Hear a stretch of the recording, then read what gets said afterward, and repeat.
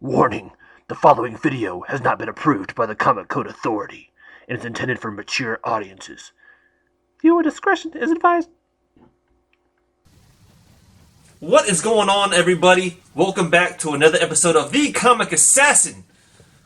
Coming back at you. It is Monday, and I hope all of y'all had a great weekend. We had beautiful weather here. Hopefully you had the same. But let's get into it. Alright, first off, I had to wear my Marvels of the Universe shirt today.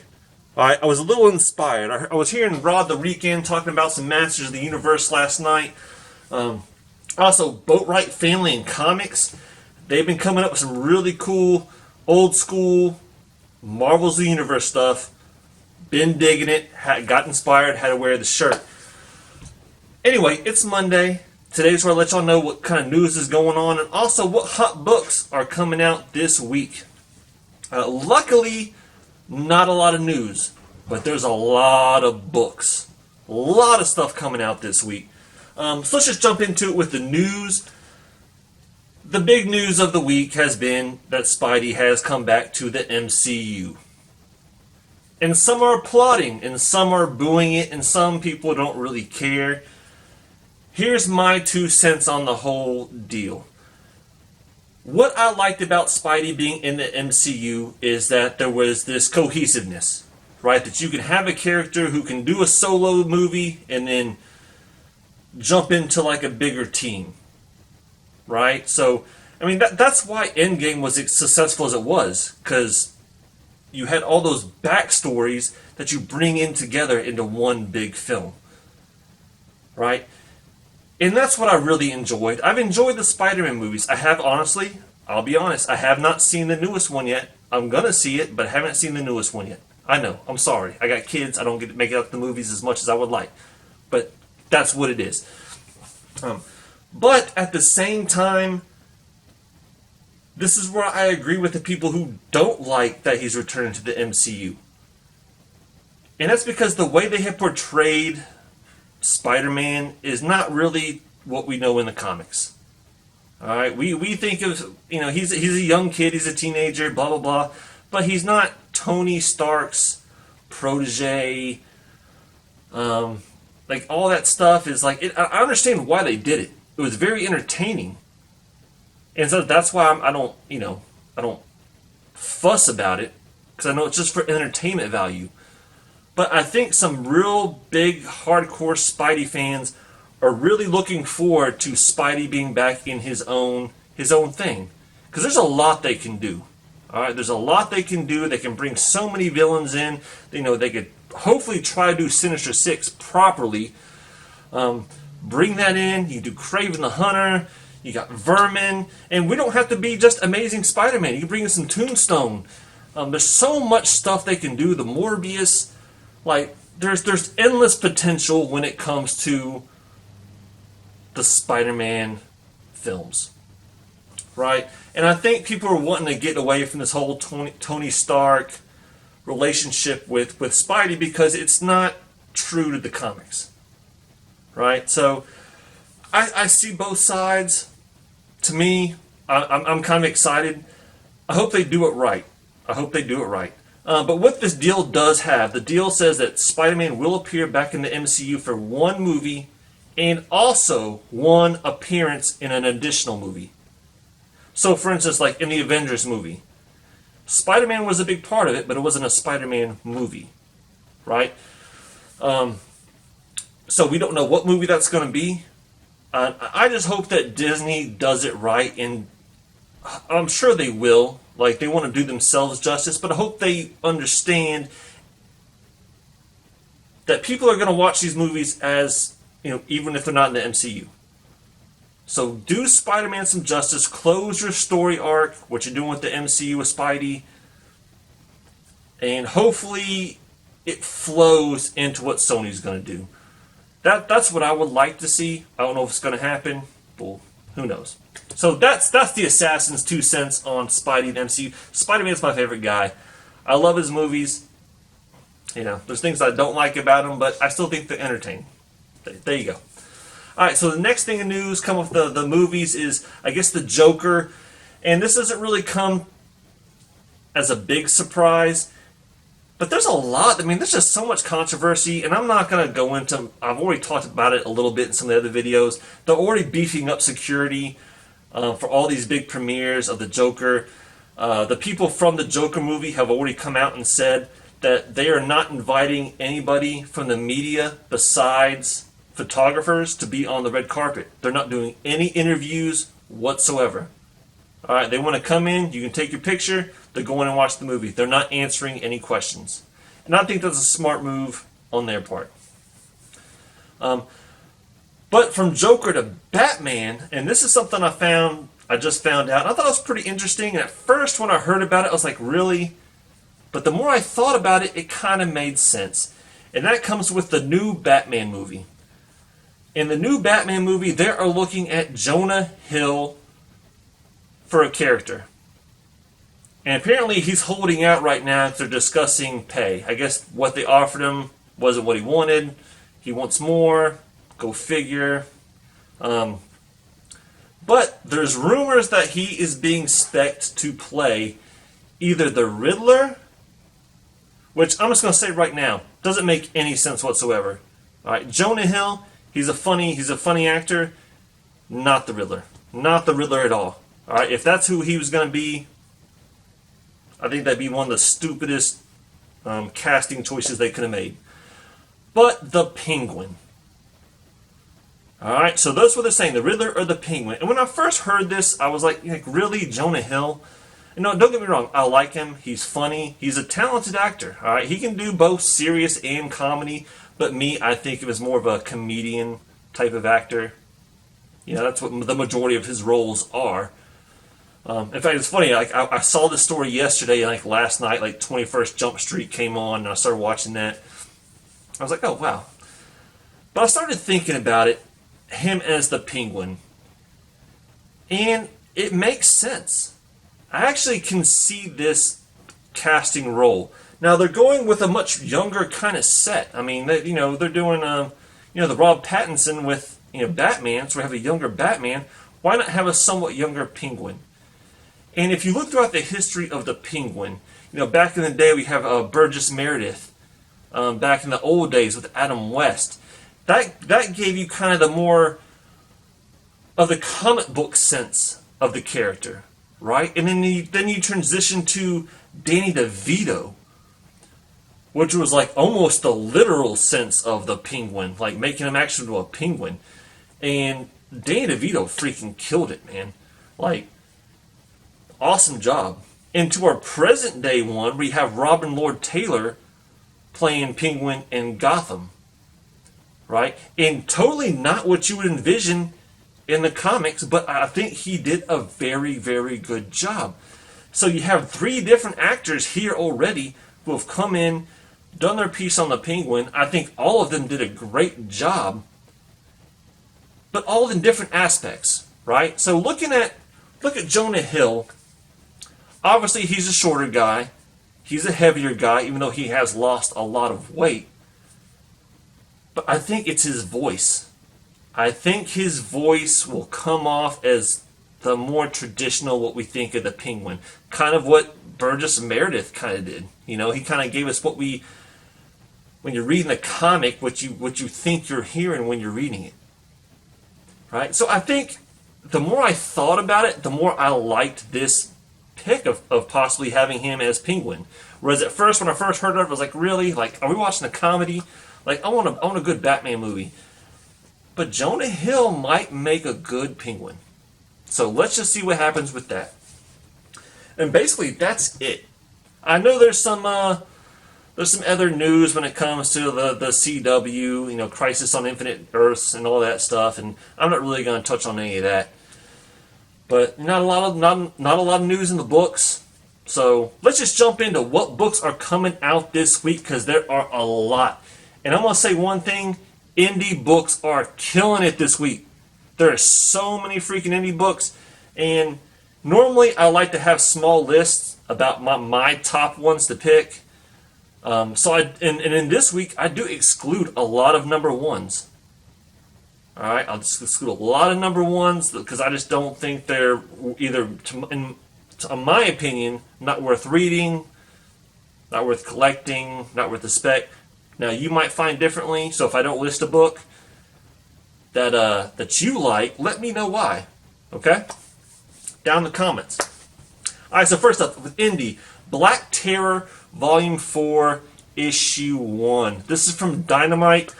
I have not actually read any of the other Black Terror books, but I like the synopsis of it. Basically, this guy, he works as a pharmacist.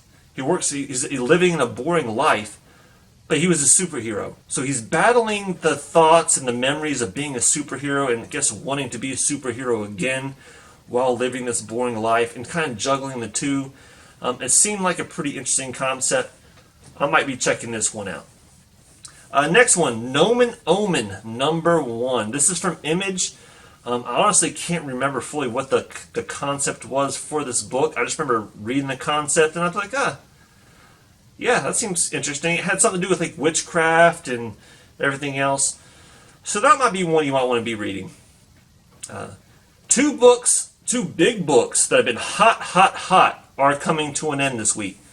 Dead End Kids number 3 from Source Press Comics, Source Point Comics, as well as Love She Offered number 3. Now, I'll be honest, I have not had a chance to even get my hands on any of the Dead End Kids. That's the one that I would go with if you had the choice between the two. But the Love She Offered is also coming to an end. I read number 2, and I wasn't that impressed. I didn't get to read issue 1. But the artwork was good. I liked the story. It's just not the type of comic that appeals to me. But both of them are coming to an end. Both of them are both sold out online. So they might be harder to find, and if you find them, you might want to grab them.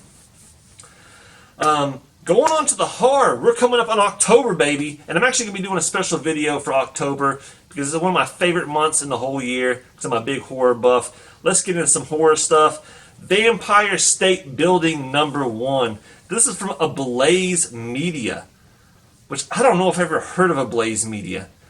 But I do like the cover B they have. They have Inyuk Lee coming in with this cover. It's a vampire book. It's an indie book. If I find it, I'm going to give it a shot. Okay? Excited about that. Now also to D Ward. The D Ward, number 1 from Keen Spot Comics. Now Keen Spot Comics has been coming out with some pretty cool stuff. Trickling in here and there. They'd like to sneak it in. But this seems like a pretty interesting concept of a guy who has family issues become a psychiatrist, and it's going to get all weird. Alright, so the D Ward, I'm definitely looking out for. Now here's one that I have to throw in for humor's sake. I don't like politics, especially when they're in my comics, but when they're done right, they can be hilarious, and they can also be worth some money. Alright, so some of these political books can get you a good quick flip on the secondary market. And that is Tremendous Trump, She Trump, one-shot, number 1 coming out. Like I said, it's just a one-shot. The cover looks hilarious. And this is what I like about political comics. When you can take a concept and you're not necessarily picking a side.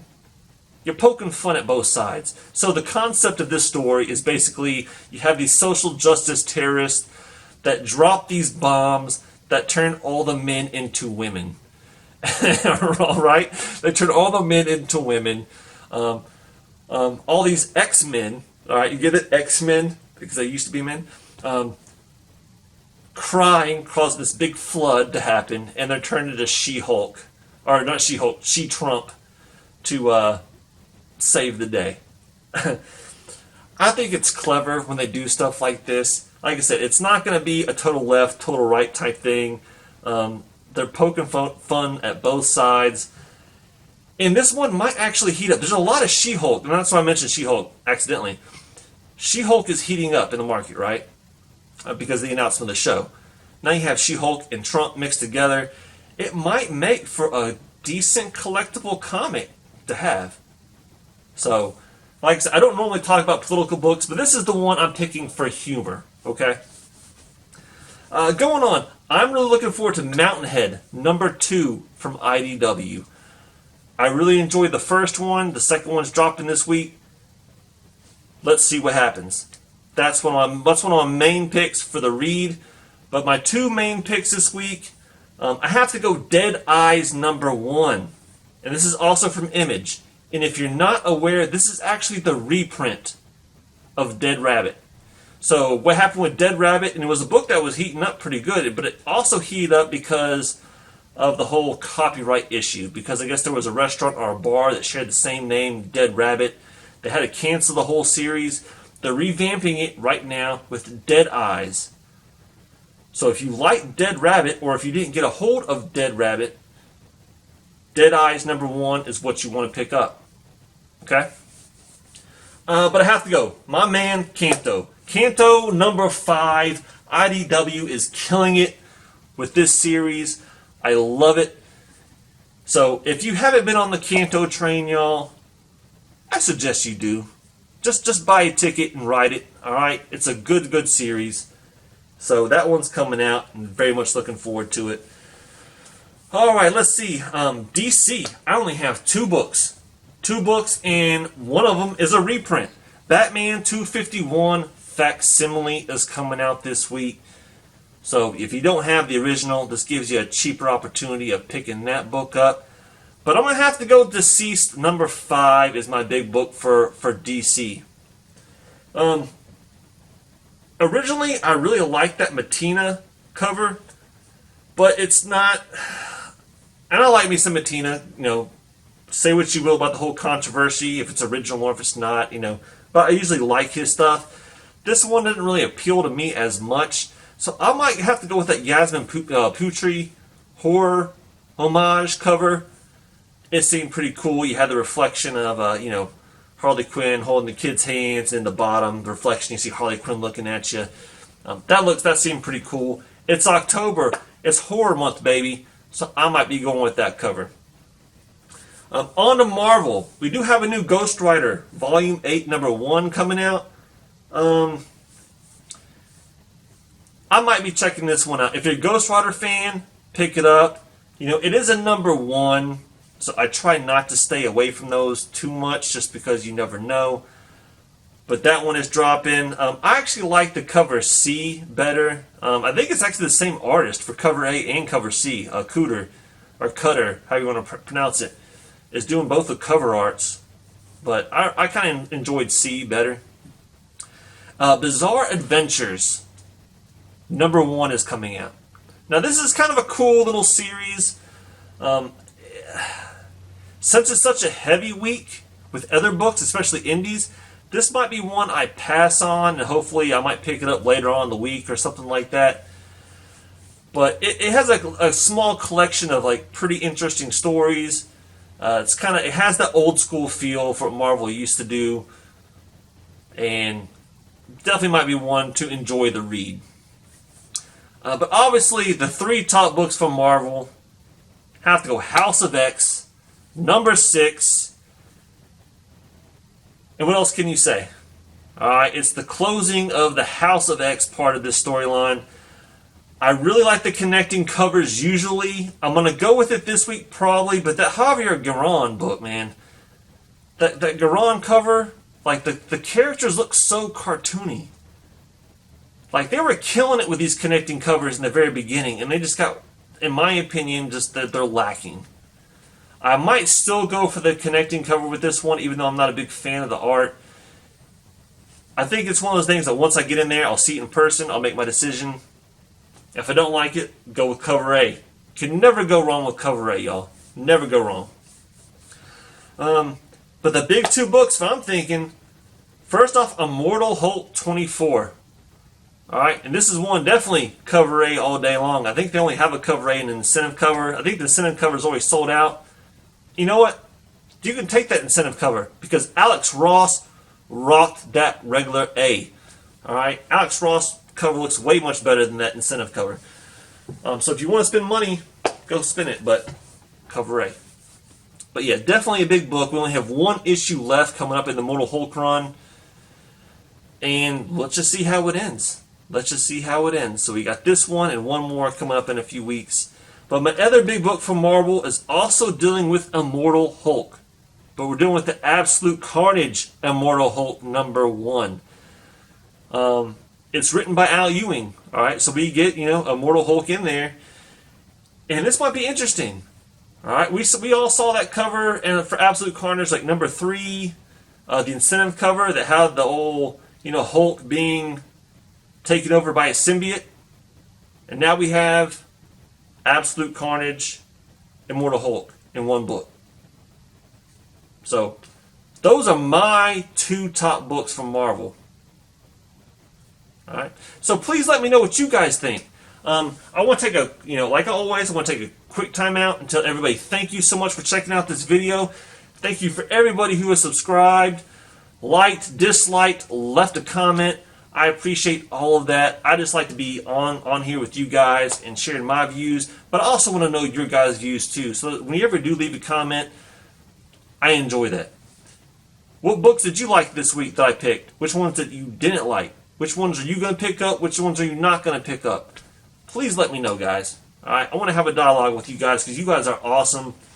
I see most of you on other people's channels, and y'all are killing it. Y'all are killing it. And so, what can I say? I'm a blessed man for having you watch this show. And with that being said, this is Drewski, the Comic Assassin, coming at you one more time. And when you go into the comic book shop, or if you're shopping online and you're picking up them books this week, I'm going to wish you all a happy hunting